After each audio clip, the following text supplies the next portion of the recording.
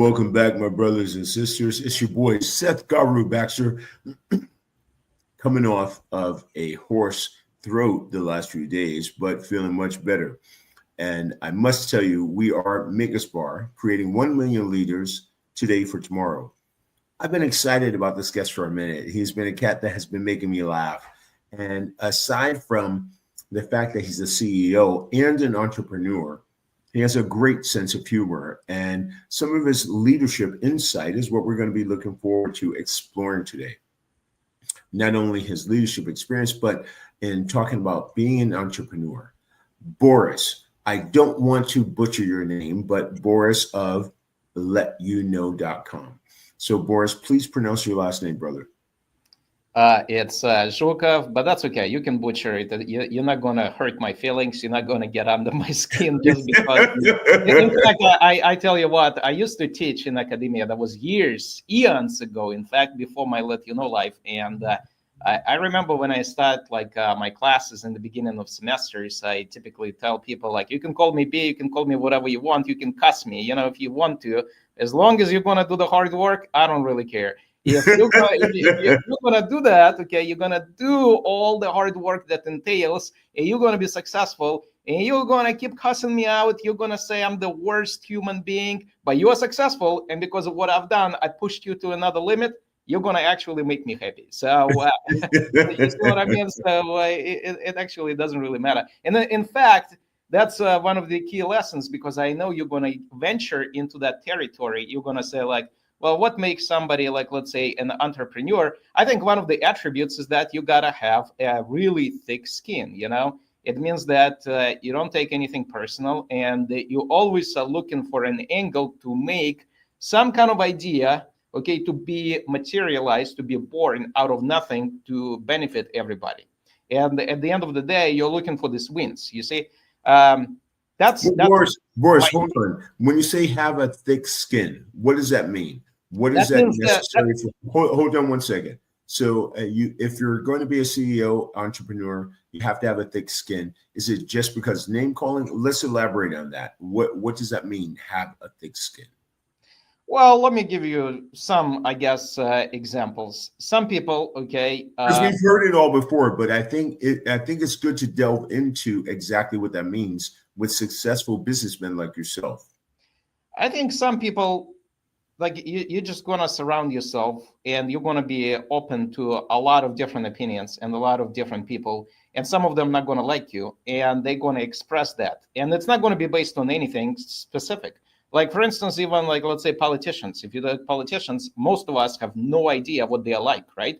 But some of us, I'm not saying all of us, but some of us have strong opinions about people. We may say this guy or that gal is horrible. Well, is it so? Because none of us actually know those people, right? And so the same is true in entrepreneurship. People are going to have strong feelings about someone without ever knowing, that person. And so you're going to see that. So you, right? Like, Seth. Seth is a good guy. You know all your qualities. You know your principles. And when you see someone who's going to contradict that, saying something that you are not all about as a human being, it may rattle you. You see what I mean? But instead of actually taking it in that way, you're going to say, like, look, there are 8.2 billion people on this planet. It's perfectly natural for people even to have some hostile opinions. I actually think it's part of the free speech, like it or not. That's just the way it is, and that's the reality.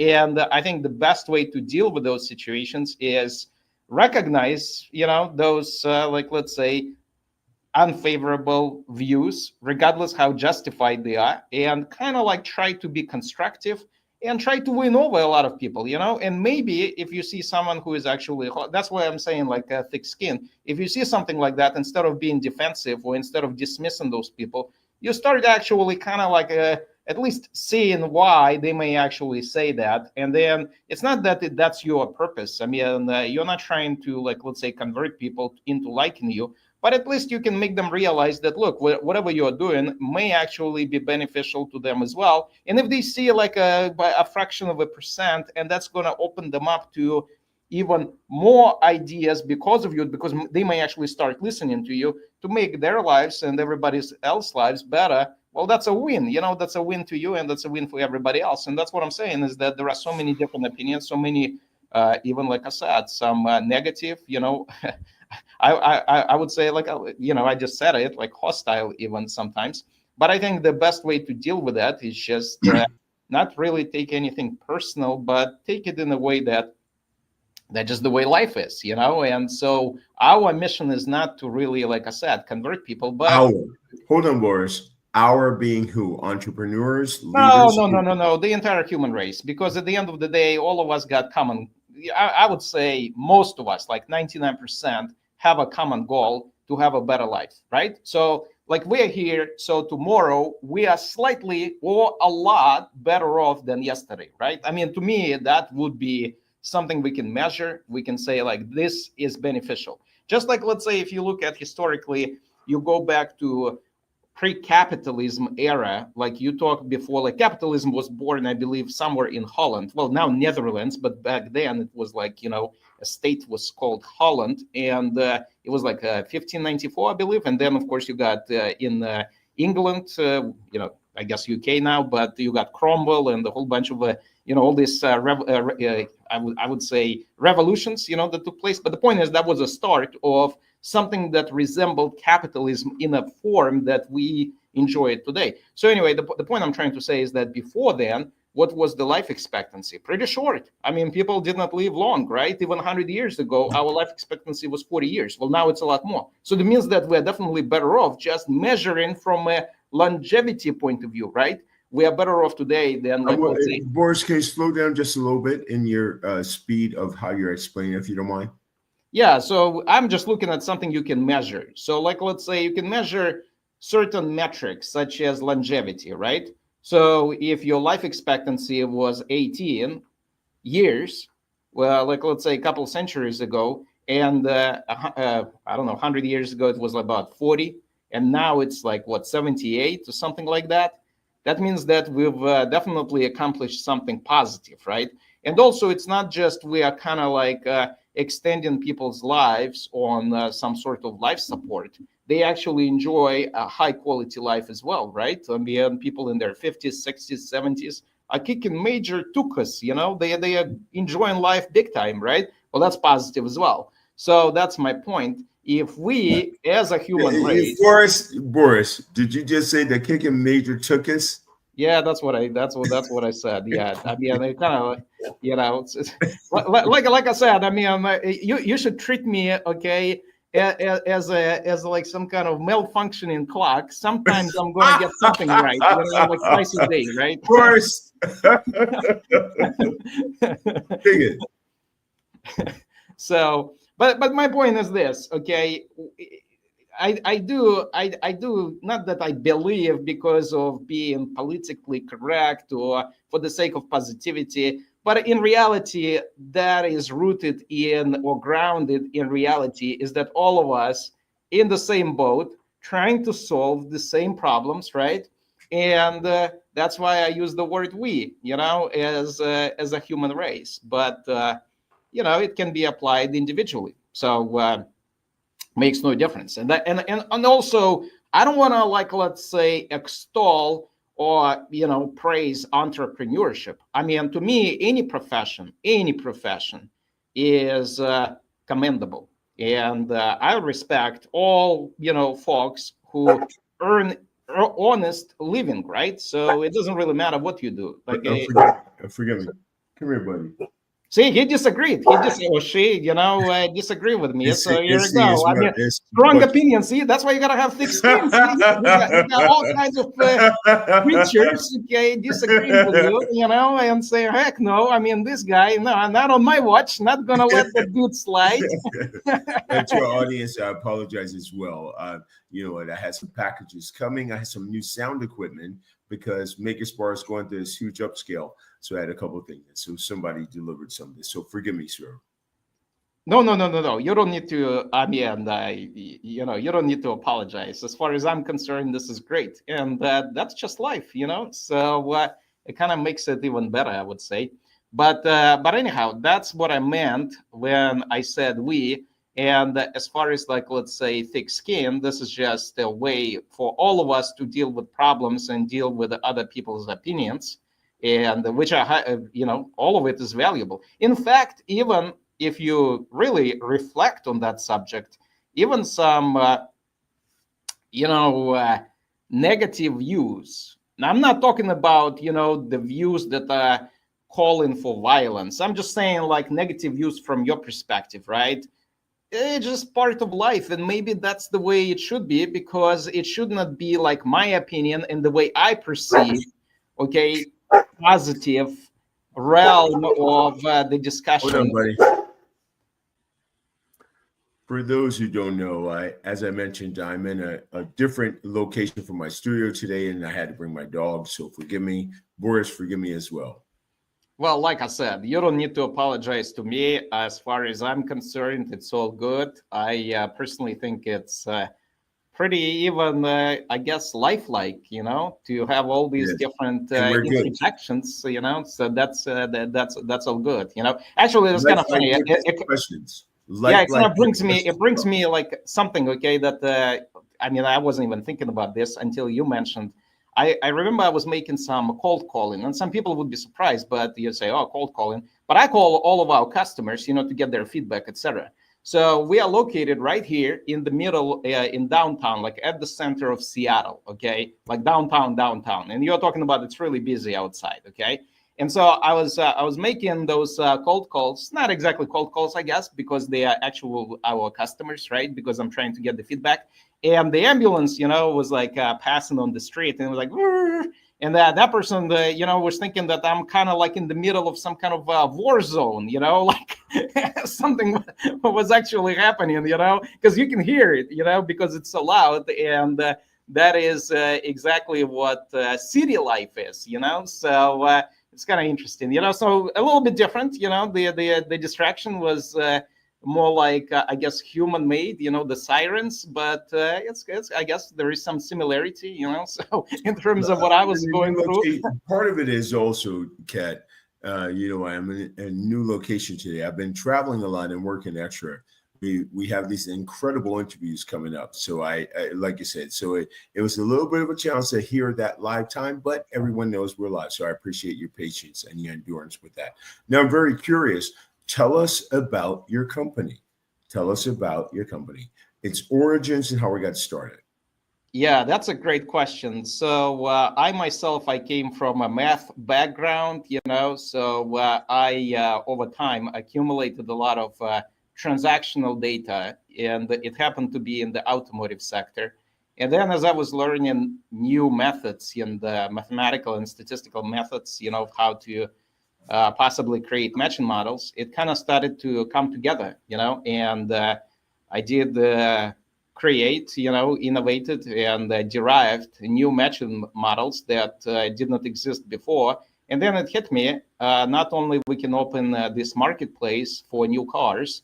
So for those people who are not familiar with LetYouKnow, what it is before LetYouKnow, how do you transact? How do you buy new cars? Well, you go to dealers, you research prices online, you go back and forth, and eventually you have your best deal, right? I mean, you're not committed. The dealer, of course, is not committed technically.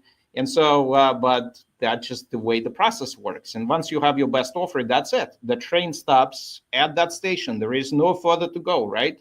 Well, now with LetYouKnow, you have another tool, another power tool, another marketplace to enable you to score a better deal. And so what you do is you do exactly as is. So keep negotiating, keep doing whatever you want to do.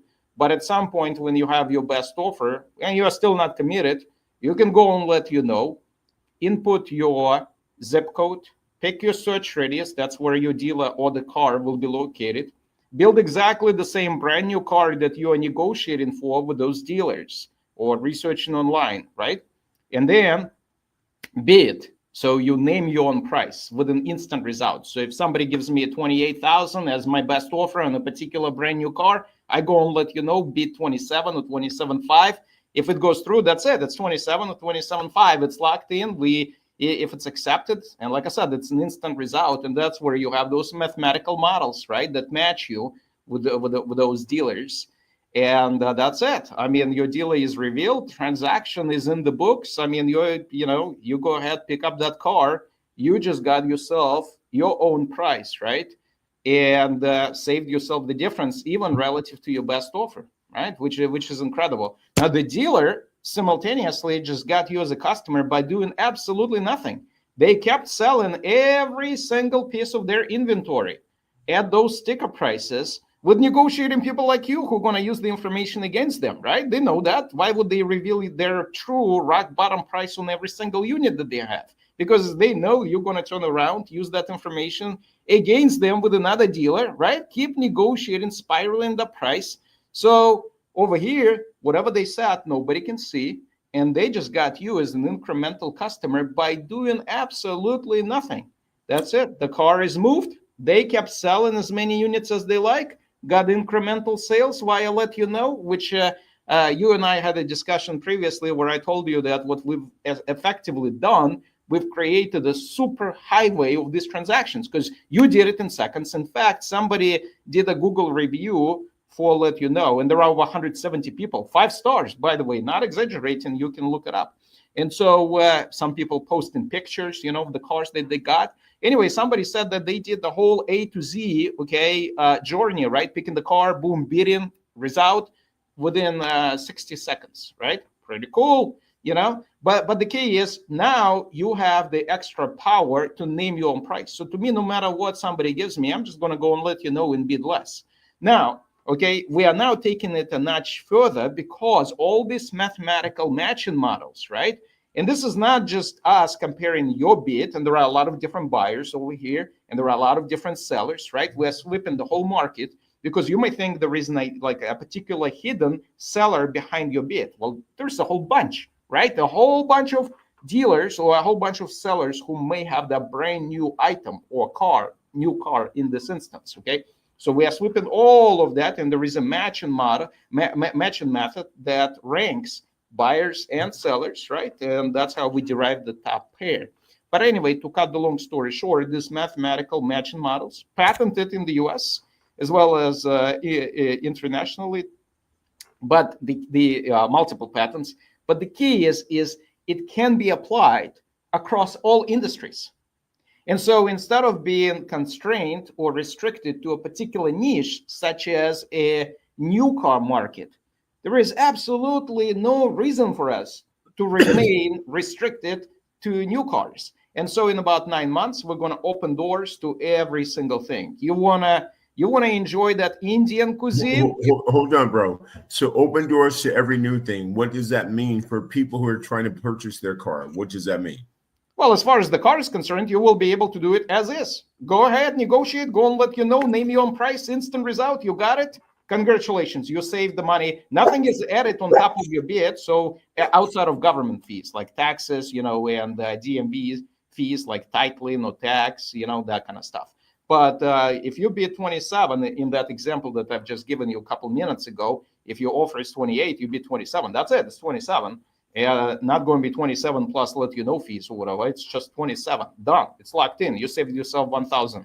But we want to take it, to the next level because you're not only shopping for new cars. In fact, most people don't shop for new cars. Like right now, if I go and survey people on the street, are you looking for a new car? Are you looking for a new car? Guess what? Most of them are not, right?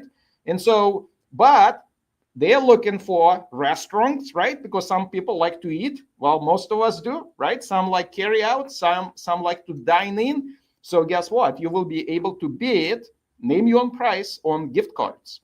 So exactly the same way, right? So you want to eat that, enjoy that Indian food, that Indian cuisine. You will be able to. Yeah, exactly. Well, yeah, exactly. Whatever. I mean, you pick, and then tell us. The search radius, like here's your zip code, here's the search radius, 2 miles, 5 miles. Then you pick, like I said, that cuisine such as Indian, Mexican, whatever. And then star rating, of that restaurant. And then tell us how much gift card you want to have, such as $50 or $49.80. I mean, it's up to you. You are actually the one who's going to input the amount of a gift card you want to have and then bid. So let's say you want to have a $50 gift card and you want to bid, let's say $34 to save yourself 16, right? Boom, you bid, instant result. If it's a yes, it's non-refundable, right? But you got yourself a deal. And if it's a yes, okay, if it's a no, you bid again, no charge, no nothing, of course. But if it's a yes, you already paid $34, okay, which is your bid. And we reveal your restaurant. So here you go, $50, okay, $50 gift card at that restaurant. You go there, you have a $50 gift card, and you just saved yourself 16 bucks. Congratulations. And that's going to be extended to virtually anything. So you want to, like, let's say, do an alignment, or you want to do the cleaning, x-ray, dental exam, you will be able to name your own price on that. And the result is instant. If you got it, you saved yourself the difference, right? So it's easy. And it's going to be the same thing with grocery stores. You can bid on gift cards. It's going to be a bowling alleys, whatever you think, okay? It's. Describe the it's. What is it's? Describe what you're seeing that it's is going to look like. Anything you shop for. So when I said, okay, it's, I mean the range, okay, of all these services. So new cars, bam. Okay, what about restaurants? Bam. What about oil changes? Bam. What about, let's say you want to do, enjoy like, those airsoft paintball sessions, right? Like you want to go out and play like paintball, you will be able to bid on those, okay, sessions as well. All right. So sky's the limit. I mean, anything, grocery stores, okay, you will be able to bid. So how do you shop right now? Well, you go to the grocery store and you go to the cash register, use your coupons. But at the end of the day, if your balance is $60, you have to swipe that credit card, right? Or tap your phone to pay $60, right? Well, instead of that, if you actually bid before you went to the grocery store, but if you bid on a gift card, you may acquire that $60 for $58, right? Saving yourself $2, right? I mean, imagine this. Let me give you a scenario. Let's say I identify that Sass loves pizza. I just know that Sass loves pizza because Sass. Oh, see, here it goes. See, I mean, so you go back and forth, back and forth, back and forth. Okay, from like let's say your place to pizzeria. So we say, hey, Sass, instead of paying, like let's say whatever you're paying, why don't you bid on a pizzeria? So you say, you know what? Yeah, I mean, I'm gonna spend, let's say, $20. Let me bid 15 on that $20 gift card, right? So you bid, boom, and let's say it's a yes, instant, right? So we show your pizzeria. You go to your pizzeria, $20 gift card, right? You got $20, even though you paid 15, all right? You're waiting for the pizza, okay? As they, make it for you, right? It takes like 15, 20 minutes or whatever. Okay, while you're waiting, we know that Sass likes also Coke products, okay? A ketchup with that pizza, maybe a pepperoncini. So we know that Sass gonna, right before enjoying the pizza, taking it home, gonna go to the grocery store. But we know this, right? And we say, hey, Sass, you typically, go to the grocery store after pizzeria. Why don't you bid on a gift card to a grocery store? You say, you know what? I just saved myself $5. Well, let me go ahead and bid because I'm going to spend about $30 at the grocery store. So let me bid $28 or $29. Doesn't matter. You save $1 or $2, right? So, I mean, so let me bid. I mean, you can bid whatever you like, but I'm just making some examples. Okay, so you bid 28. Oh, here is your grocery store. You pay 28, but you have a gift card over there for $30. So you go after that pizzeria. You go to the grocery store. Okay, shop for all those products, Coca-Cola, and or Pepsi, whatever you like, okay, and those pepperoncinis and ketchup and everything else. And then you paid, and here's a gift card. So you paid that $30, but you actually paid $28 for it, right? And so you're gonna say like, holy moly, by doing absolutely nothing, just clicking couple buttons, bid while I'm on my phone within seconds, I just saved myself $7, $5 on pizzeria, $2 on a gift card here. That's like $7 by doing absolutely nothing. Well, before I had to spend those $7. I didn't have a way to save those $7. And that can be applied virtually to every single aspect.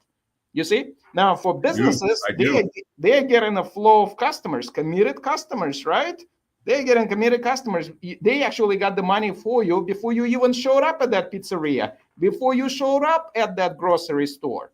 You see? And they kept their business as is. So whenever you walked into that pizzeria, you're going to see some other customers who never used LetYouKnow. Those guys are paying dollar for dollar. You see, so the business actually kept jamming, okay, all their sticker prices as is, right? I mean, their business goes as is. SaaS just got as an incremental sale to them. They're happy because it didn't disrupt any of their transactions. SaaS is happy because SaaS, relative to everybody else over there, got a deal. Like SaaS before didn't get a deal, but SaaS now got a deal because of just tapping a few things on LetYouKnow. Your life didn't change except that now you're getting deals. And this is designed for people who are passionate about deals. So people like me, I love deals. This is the product, right? And I will be, let me tell you this, I have no idea what those businesses set as their hidden prices, which, by the way, it's done once, and then Autopilot does it forever for these businesses, accurately. That's another innovation on the supply side. It does it today correctly in 5 years, 500 years, 5 million years. It will always function correctly. And so they're doing absolutely nothing. These businesses, they're just getting extra sales, okay, on top of their existing sales, right? It's a win-win. And I look at me as a customer, oh my God, Kashin, I just saved myself extra, in your case, $5, right? In that example. So beautiful, right? And so I feel good. My my mood, those in economics we call that your happiness function is like your utility function, okay? So that's to the moon because I just saved myself a couple dollars here, couple dollars there by doing practically nothing, not bad. See? So that's what this marketplace is all about. It's all about empowering both consumers and businesses to take it a notch further, in terms of all these different transactions. And it's a little bit new concept, right? Because tell us about the business. What is the business's goal? What is it trying to accomplish? It's trying to accomplish more transactions, no frictions, right? Eliminate all transactions for what? Frictions, you're looking for a deal, you're just spending time, right? Negotiating or looking, et cetera, et cetera. I mean, this is the time and the resource that you're spending, right? And if you apply it to new cars, you're negotiating with all these dealers, right? And those guys are not getting you as a customer either necessarily, because you're just using the information, okay, from them in negotiations to get a lower price with somebody else, right? You say, this dealer gave me this price, can you beat it? And that can be applied to any business, really. And so what you are doing effectively as a business, you are removing all these transactions, all the search costs, and you're creating committed transactions. So before you didn't have committed transactions, now you do. Every single transaction on LetYouKnow is a committed transaction. So that means that businesses, okay, just got incremental sales without affecting anything. Consumers saved, right? The difference. They can negotiate if you want to, okay? But the point is, okay, if they bid and the bid is accepted, you just saved yourself a difference. You like savings? Well, you just saved yourself a difference. Nothing changed in your life except that you saved something. And transaction is committed. You have LetYouKnow to back you, right? To make sure that every single aspect of your experience, shopping experience, still happens exactly in a highly satisfactory manner, right? So everything goes as is. So search transaction costs out, right? Marketing expense, think about this. If you open a business and LetYouKnow is there, so you pay nothing, you do nothing, right? And you're going to get extra buyers. Okay, you're going to get customers from LetYouKnow. What does it mean? Think about this. That means that open any business and we're going to get you customers. Very valid point, Kat. Very valid point, brother. Yeah, you're going to get customers for free. Why would you even think about, like, let's say, paying Google for keywords? Why would you think about paying Facebook for some ads that are not even necessarily going to be mapping to exact customers you're looking for? Over here, you do none of that. You pay nothing, and yet somehow you get customers. You open a business, the first question, okay, you're going to be asked by your investors or venture capitalists is how you're going to get transactions, how you're going to get revenue, how you're going to get customers. Well, the answer, the bigger LetYouKnow goes, the answer is going to be LetYouKnow. Done. It's like your AI. Somebody asks you, how will you, like, let's say, write a beautiful, good point, bro. Yeah, but how would you write a beautiful paragraph? You say, well, I can use AI. Okay, I'm going to say whatever I think needs to be said, and the AI will tweak it to a manner where it's going to sound on point, and it will connect with my audience. Well, the same is here. Oh, I need customers. How will I do it? Oh, LetYouKnow will do it for me. Ta-da! I mean, that's a big deal, right?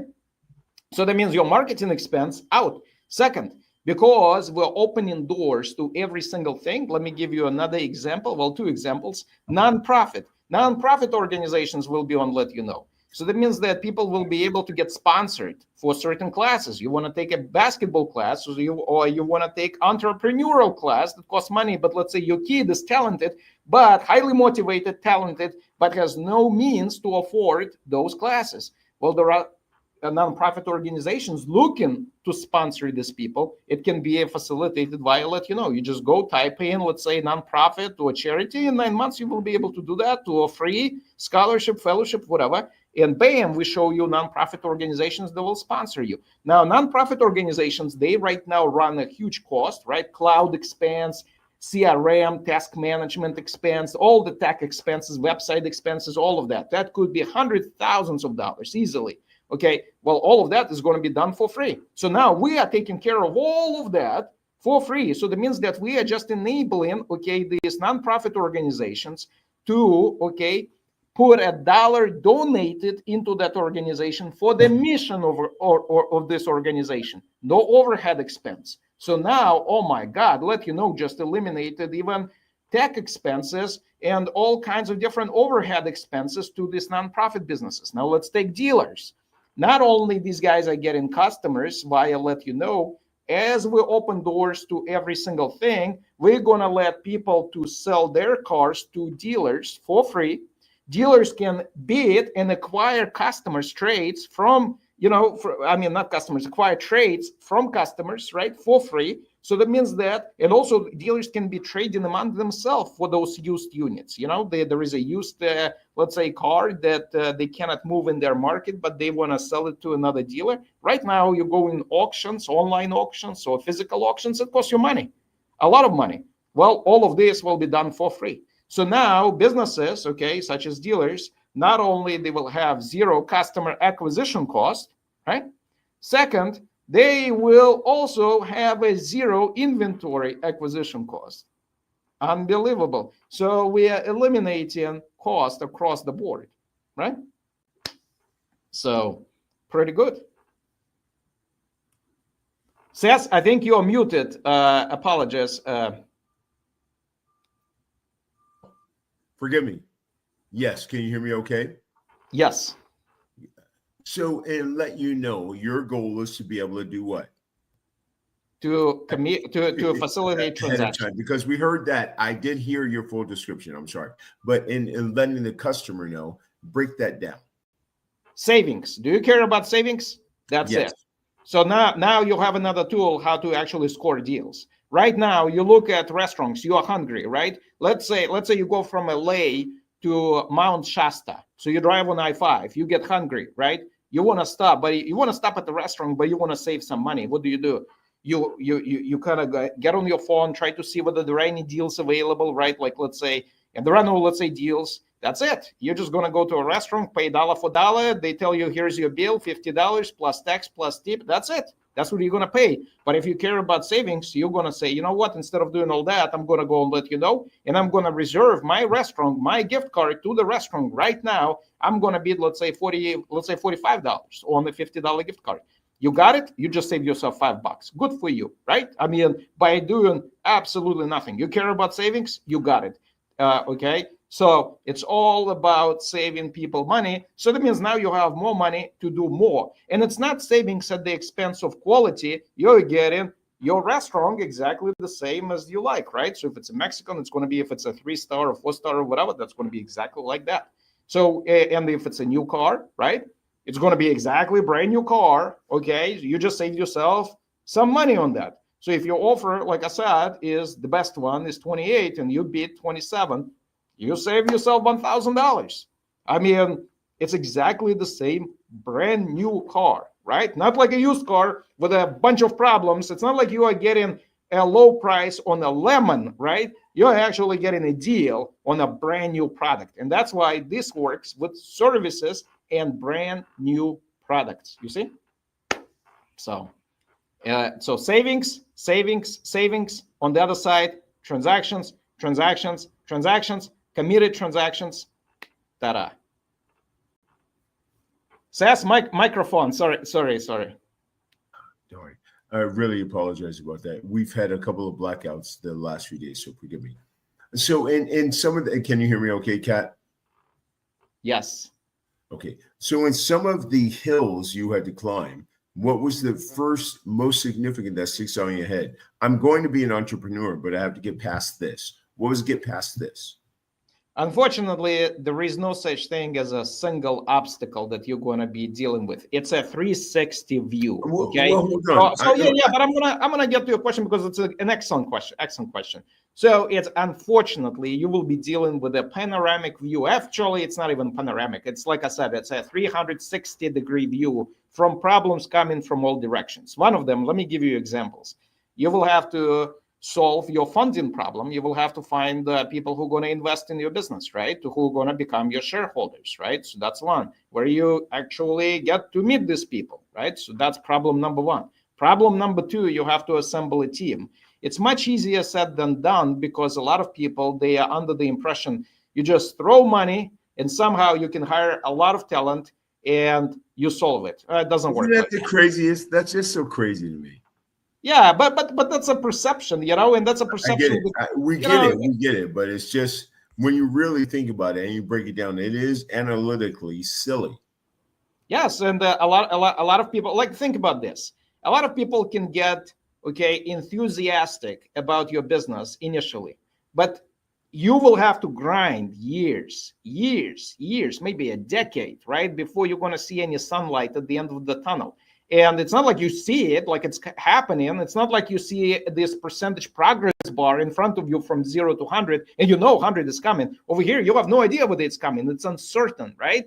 And all that enthusiasm will dissipate, right? And all the people who you build as a team, they're going to say, this is hopeless, right? And so somehow you have to overcome this. Somehow you have to build this team of gladiators, so to speak, who are going to be with you and who are going to make it work, right? And also you're going to stumble on problems such as, think about humans, right? There are different emotions, right? And some people are good here, not as good here. You will have to recognize those things. And instead of getting into these endless fights, right, proving who is right and who is wrong, you will have to find a way how to actually strategically make it so where the team, your team, stays motivated and stays on task without any distractions, right? Without any politics, without any bureaucracy, but just staying on focus, zeroing in, laser focused at solving problems to hopefully one day to materialize your dreams of making these companies super successful, right? And so that's another problem, right? So another problem after that, so for instance, we are a marketplace, right? So that means that we have suppliers, right? So you have a whole supply side on one side, and you have also the demand side on the other side, right? So you have supply and demand, and you gotta somehow make a compelling story, make it appealing to businesses to sign up with your marketplace. There are a lot of legal agreements that they have to execute, right? And a lot of businesses are going to be a little bit sketchy about executing legal agreements. How do you make how do you strike these partnerships with multi-billion-dollar companies? Like, how do you even approach those companies, right? So you have to somehow solve that problem as well, right? I mean, this is just, I'm merely, scratching. I'm talking about a sheer surface. Wait, gate scratching? No, I said I'm merely scratching, like the surface, of potential problems that you're going to be dealing with. In reality, it's far more complex than that, It's going to be certain production issues that you're going to have, certain thing that you coded where your website may be is not working right for somebody. You're going to get feedback from your users. They're going to tell you, I don't like that. I don't like this. this is not working correctly. You have to solve all those problems. You got to make it super fast, super efficient, right? I mean, it's just literally, okay, whenever you open any business, it's like you opened a can of worms, okay?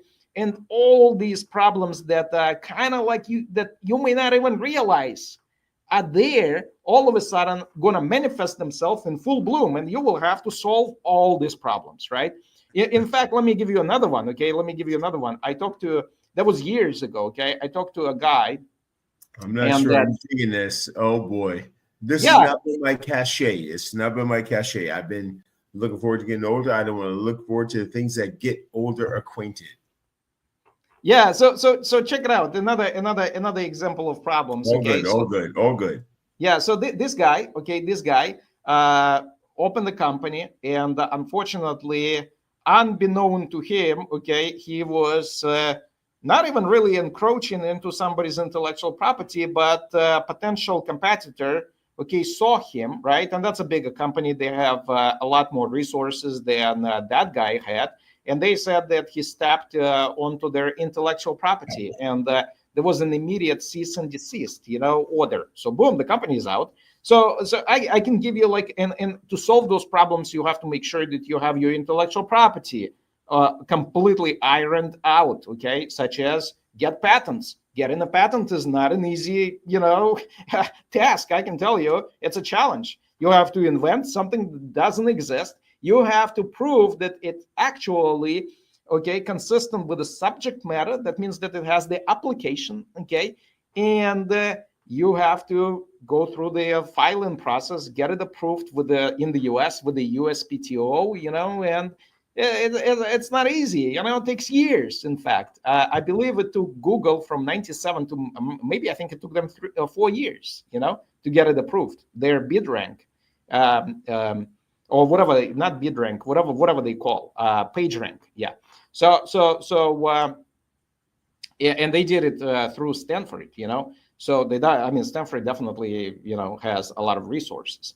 My point is, these issues, okay, will compound, and you're gonna feel like as if you are dealing with all of that barrage at once. Like that's the problem. And somehow you got to make sure that you stay focused, you don't get discouraged, and you keep solving one problem after the next. You just like keep checking off these boxes. It's really complicated and it's really hard, but that's what you got to do. And so, but again, I'm not trying to discourage people. Okay, I'm just saying, like, people will take it as that. Hold on, I don't think people will take it as that. But there's so much information that's being diluted to us. People don't know what information to sort through. If anything, I think that's it. That is true. That is true. Now I gotta tell you, okay, something that makes it slightly easier is that we have access to AI. At least we can get a lot of information, okay, presented to us.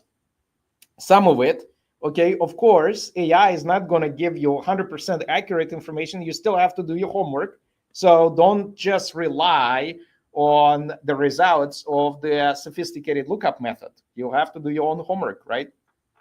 But still, you have more resources available today than before. Also, that's what I was commending you and a lot of people who are doing podcasts.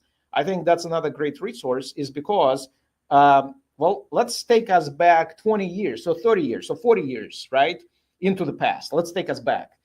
You didn't have this podcast. You didn't have all these resources. You didn't have people talking openly about this as a town hall, right, kind of discussion about all these different challenges and ideas and all these different entrepreneurial or whatever stories, right? And you didn't have access to it. So that means that you wouldn't even know what possible stumble blocks that you will be dealing when you open up your business. But now, because of people like you have a lot more resources. That's, I think, is a huge benefit in today's society. In fact, is that we get to access that information. And that's, to me, is extremely, extremely valuable because, oh my God, I mean, if even me, okay, if I had access to listening to someone, like, I'm not saying like me, but someone kind of like who went through that experience, I probably would have, I'd say I would have been more prepared, to dealing with a lot more problems. So, which will, at the end of the day, it will save you time, and time is the most critical resource. It really is, because it's completely, if you think about it, it's not just scarce, it's also irreversible, because once time is gone, you cannot reclaim it back, right? I mean, it's irrevocable, so and that's part of a problem that we are trying to solve by communicating. Hold on 1 second. I have one little audio thing that's happening. 1 second, my friend, while we pause this.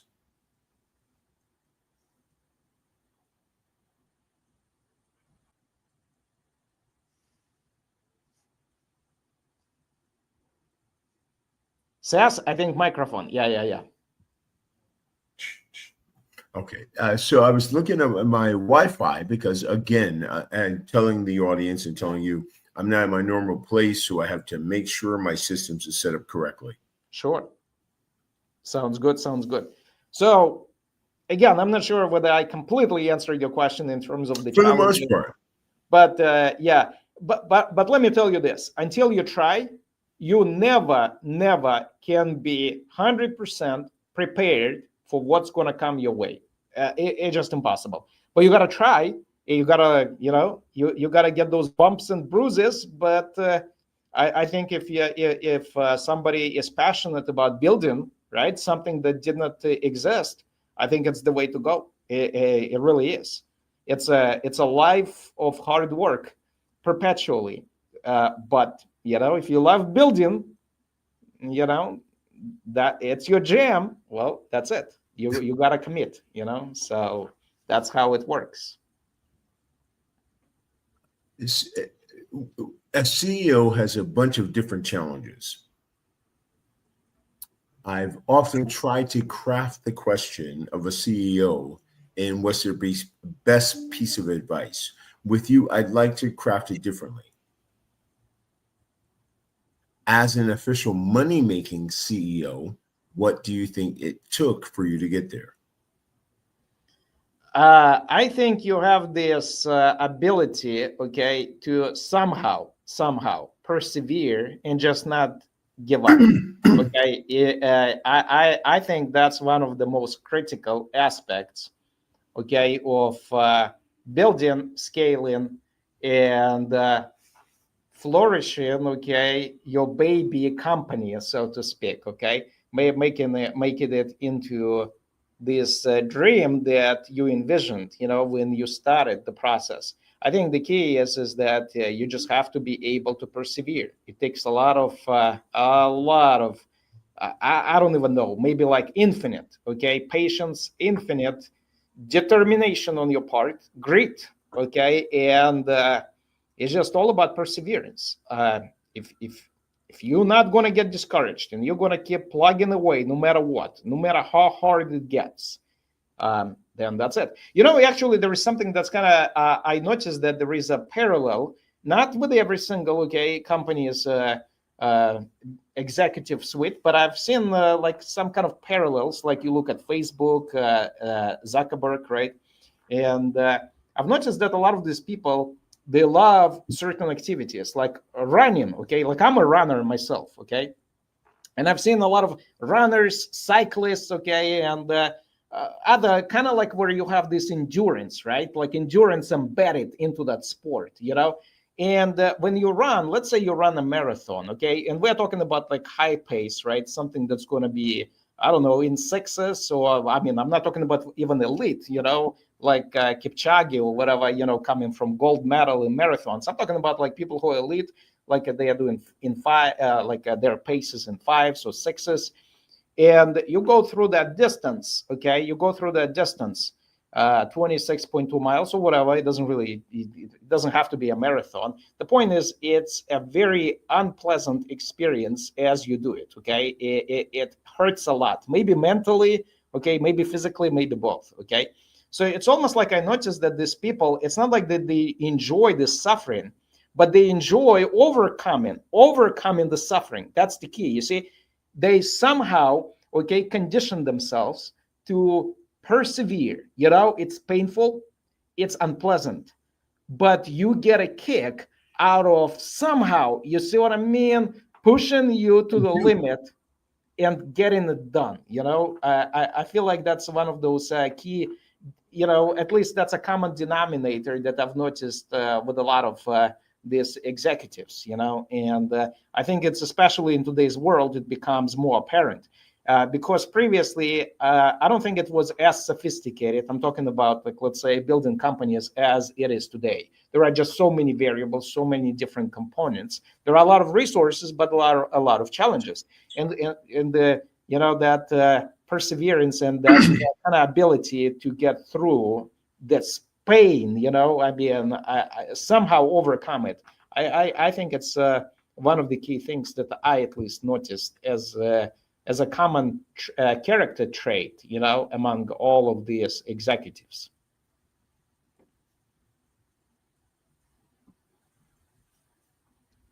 Oh, I paused. Oh my goodness, I totally blanked out. Forgive me. Oh shucks. No problem. So currently, technology is really being at the forefront of questions of investigations and so forth. And business owners are now being required to answer certain questions that have been different before. How are you preventing that for yourself?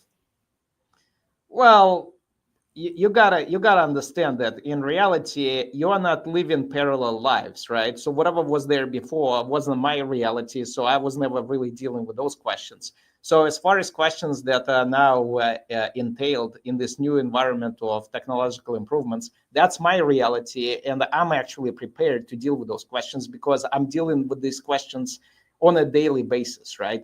And so I cannot compare, like, I guess what I'm trying to say over here is that it's no surprise to me whenever I have to talk about technological challenges and how to solve and tackle those challenges and how to overcome all these different, issues. If I, like, let's say, and again, this doesn't apply to me, but if I had multiple lives and one of those lives, I had to deal with like, let's say, a business back in 1800, and then somehow I remember that and I have to deal with the business today, that would be different because then I can compare. Very. Yeah, two set of questions, But I can tell you this, though. I don't think the fundamental principle changes. And what I mean over here is that it doesn't really matter whether it's technologically, more involved or whether it's progressively, seemingly more difficult, okay? In reality, you are dealing with very difficult. I'm talking about when you say you are dealing with. Well, hold on, bro. You in general mean the public. Yeah, like I'm talking about you as an entrepreneur, okay? So I'm generalizing.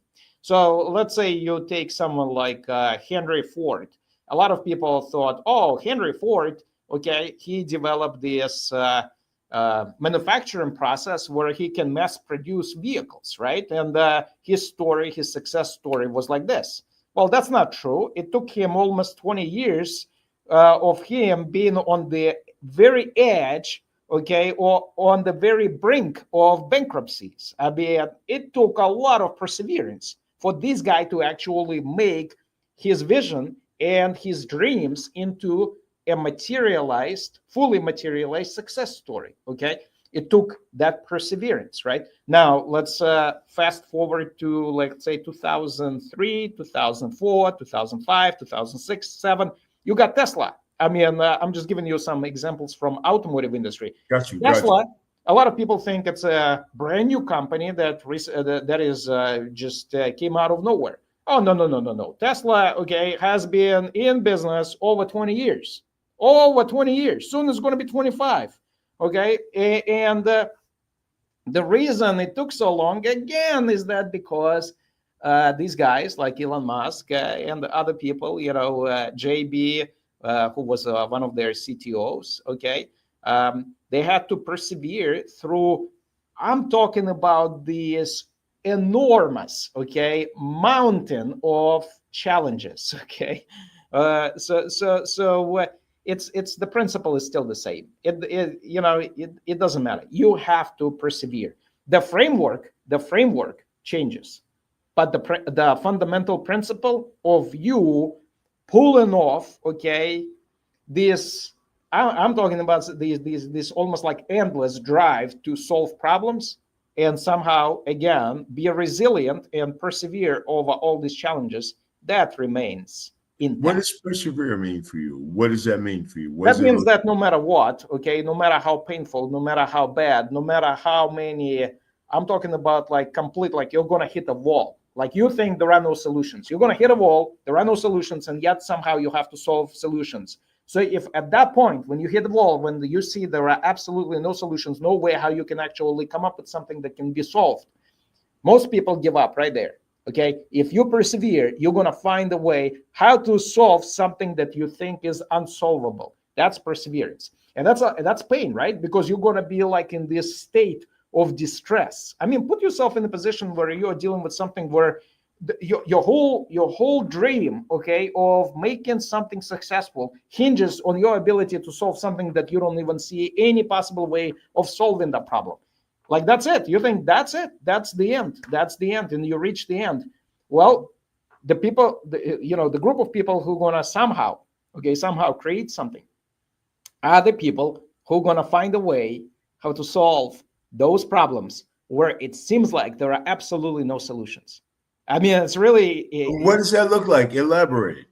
It looks like, I cannot tell you what it looks like. It looks like, I think Elon Musk said something that's kind of interesting. Okay, it looks like as if you're where you're going. I think I know where you're going. Yeah, he's eating glass. It feels like you're eating glass, staring at abyss. Okay, because you're staring at a failure. And think about this: all your dreams, right? Everything you built, everything you work for. Now you kind of come to a realization that it will all fail, right?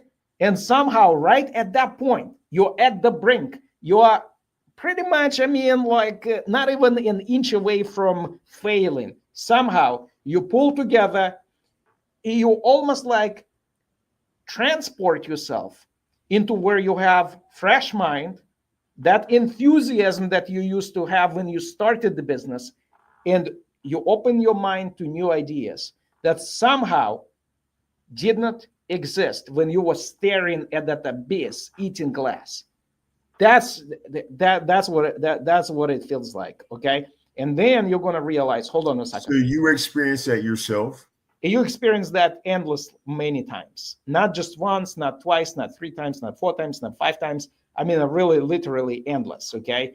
And I believe even if you actually have a company that's 100 billion company and above, I think you will be experiencing exactly that perpetually. In fact, I think the tragedy of entrepreneurship, of creating something, is that it's not like you work hard and then you get rewarded. I think the problem is that really, if you invest yourself into that process, you stay in that kind of, you stay in that state in perpetuity. I mean, what is that? Let's slow down. What is that state? That state of eating glass and facing uncertainty. And what does that mean, eating glass?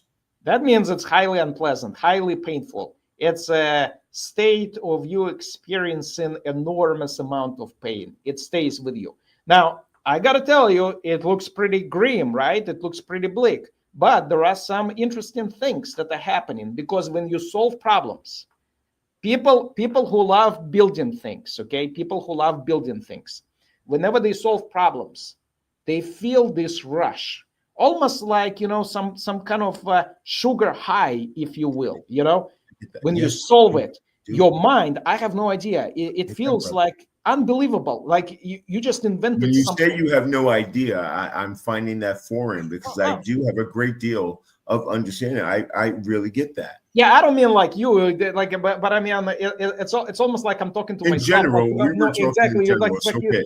It gives you this wings in a way. It gives you this second wind, and I don't know. I mean, that feeling is pretty good. So, Actually, let me hold on a second. Let me go back to that running, okay? Running example. Like I told you, right? You run a marathon. It's very painful. You hit a wall. All the carbs in your system are gone. Now you're burning fat to generate energy, right? It's very painful. Somehow you don't even have, like, let's say, strength, so mental strength to take another step. And yet you do it. You do it again and again and again. But when you cross that finish line, okay, no matter how painful that whole thing is, no matter how bad it was, when you cross that finish line, oh my God, that feeling is incredible, you know? Elation. Exactly. You are elated. And then you reflect back, and it's almost like a lifetime memory that you just build yourself that you would never trade for anything else. Like that experience, no matter how painful that was, okay? That was worth it, you know, because it was so cool. And then you see other people who finished it, and it's almost like you relate to them immediately. You know what I mean? Even they're complete strangers. Now all of you are on the same wave. It's almost like a band of brothers and sisters, you know, in a way that all these people, you all have that in common, you know, and it's incredible. But that's, I guess, as an analogy that you know, I have, you know, to relate to some people, especially, you know, for those who are passionate about, you know, this type of activities. So tell me something. So, you know, lately the biggest question has been employment. How is that going to impact your company with AI being such a big thing? That's what people have been trying to get answers from entrepreneurs like yourself. How much is AI going to impact companies? Well, as far as companies are concerned, AI is going to simplify a lot of stuff. It's making it more efficient. But again, before we do that, simplify stuff, but how is it going to impact the job loss? Well, but okay, that's where I would disagree with a lot of people's views in terms of job losses, because in reality, AI is nothing special because you had automation process in the past, right? I mean, you had a lot of automation displacing some jobs, creating new jobs, right?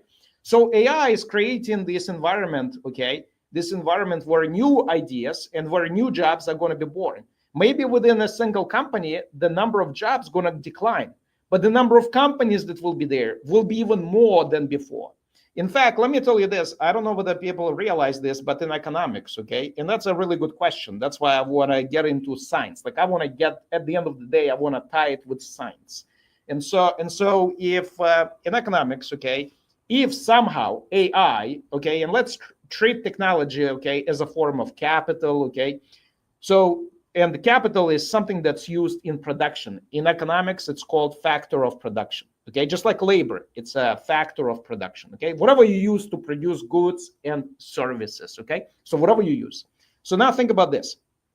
Let's say capital or technology, okay, is the only thing that actually matters. Okay, now it's not true. Okay, but let's just make it, because you're saying AI will displace. Yeah, AI displaces all the jobs. That's the argument, right? So let's make that argument. Let's make that argument to an extreme where it actually displaces all jobs. What it means that the cost of capital, if that happens, the cost of capital is zero. That's what it means. That means anybody can open their companies, anybody, and they can create anything they want to, because the cost of the input cost for them to create their companies and to create goods and to create services or whatever whatever they're good at, whatever they innovated, whatever they came up with is going to be zero.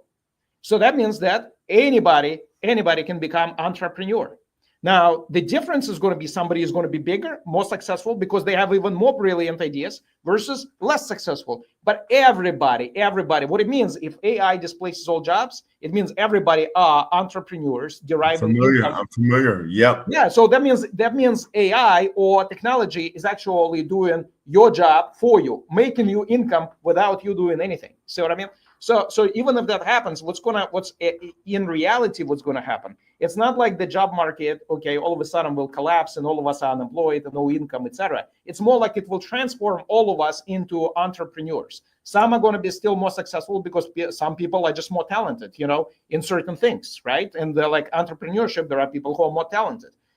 Somebody else may be not an entrepreneur, they're more talented than something else, But in entrepreneurship, there will be some people who are more successful because they just see something others don't, but still everybody will be able to derive income because their companies, okay, will be producing goods or services or both. And the degree of how successful you are, that's going to vary, but everybody going to be better off, because you do nothing yet this does it for you. Let me give you an example. Actually, I don't want to go to into like some far-fetched future. I'm going to give you something, but let you know, right? So let you know, when I say that we're going to open doors to all industries in about not 9 months, but Just in awareness, we're going into our time, just so you know. Yeah. This will be quick, okay? So let's say in a few years we're going to open doors to ride sharing. So ride sharing, okay? Now there is another component of innovation right now that's autonomous driving, right? Self-driving technology, right? So let's say you have LetYouKnow at your disposal, where you become, as a business owner, setting your prices automatically, and you buy a whole fleet of cars that drive themselves. We'll just put them on LetYouKnow. Now you are the business by doing absolutely nothing, and your cars are driving themselves. You bought those cars on LetYouKnow by bidding. That means you saved yourself money, right? So it means your input cost is low, and then you put them on LetYouKnow, and they just make you money, okay, without you doing anything. See, my point, what I'm trying to say is that people shouldn't be scared of technology. People should be embracing it, because I think at the end of the day, it will open up horizons that we cannot even fathom today exist. You see, the reality, like, think about this. If you transport yourself to even 40 years ago, can you imagine if you take Seth from 40 years ago and you all of a sudden put him in 2025? I mean, I would be lost. I don't know about you, but I would be lost. I would say, I would too, Kat. I would too. That would be like two parallel realities that I cannot even connect.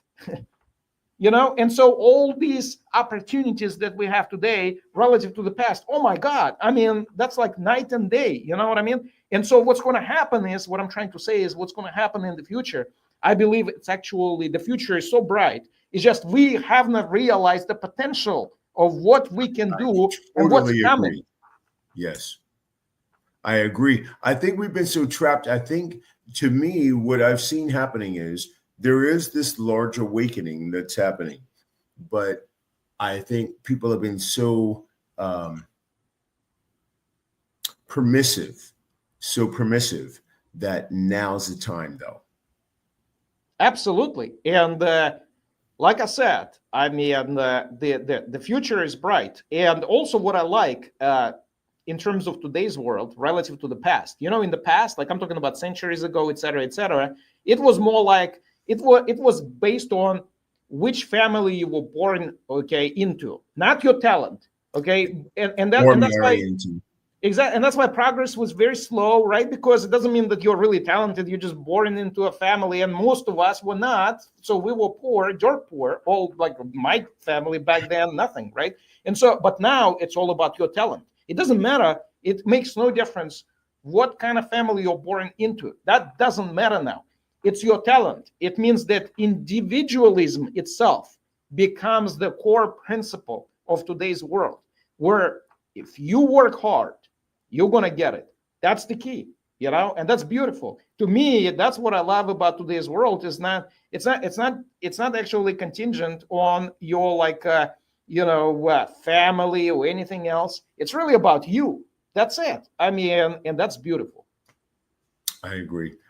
Tell people where they can find more information about your site and the work that you're doing. Please give them your information. Well, of course, LetYouKnow.com. If they want to email me, Boris@LetYouKnow.com. I am present, and company LetYouKnow is present on all social media. You can find us on Facebook, X, Instagram, LinkedIn, TikTok, YouTube. I mean, you can find me on all those channels as well. Don't hesitate to connect with me. LinkedIn again, YouTube, Facebook, Instagram, X. I mean, I can go on and on, all these channels. I'm always open to more brilliant people, and I love discussions. I love information, and I think all of us are bringing a lot of value to the table where we can share and make our lives better. as a human race. You said it perfectly. I think that's what we're doing, and we just appreciate that, because my goal is each time, and I was just talking to AK, the owner of our network, and our goal is to continue to create leaders. You're one of those leaders. I love your insight. I love what you're trying to do, and we're totally appreciative of all the steps you made forward to make your organization go forward. So thank you. Seth, thank you so much. And as far as leadership, you see, I don't actually put myself in a situation where I view myself as a leader. I think I'm an incidental leader, okay? I think it just happened more like that. I consider myself just another human being, who is trying his best to make our life better, right? And I appreciate that.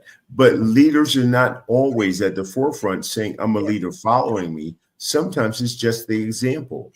In the example of things that you've delved into, those create leaders also. So I hope you accept that.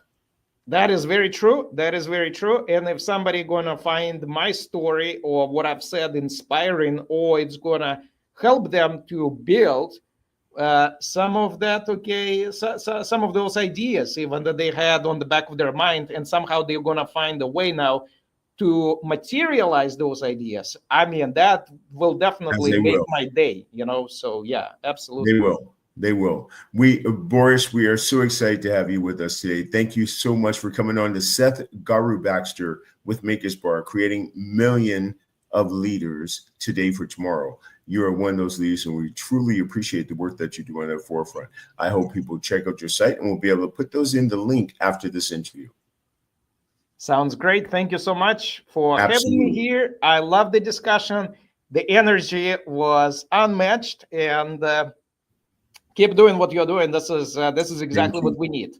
This is exactly. Thank you so much. I'm sorry for some of our technical problems, Kat, and some of the pauses I had to take. So thank you so much for your patience, brother.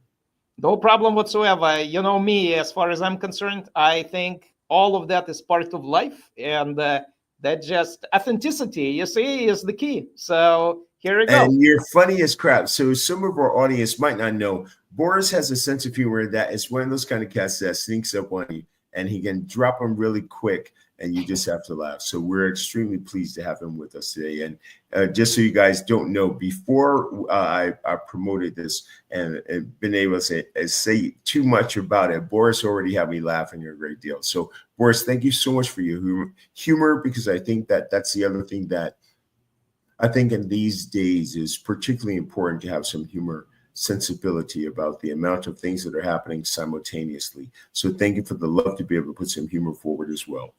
Thank you so much. Oh, by the way, talking about humor, our team does a great job on our social media channels like X, Instagram, YouTube.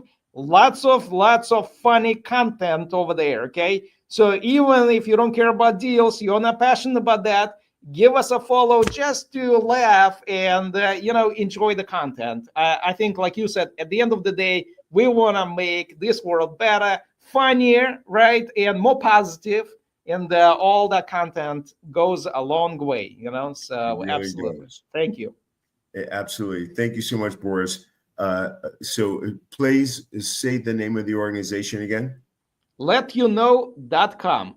Fantastic. LetYouKnow.com. This is Seth Garu with the Seth Garu Show with Maker's Bar, letting you know that we are creating 1 million leaders. Share, like, subscribe, and talk to people about the other people that we are have leaders on. This one, because you can do so and let them know some of the technology that they're based on.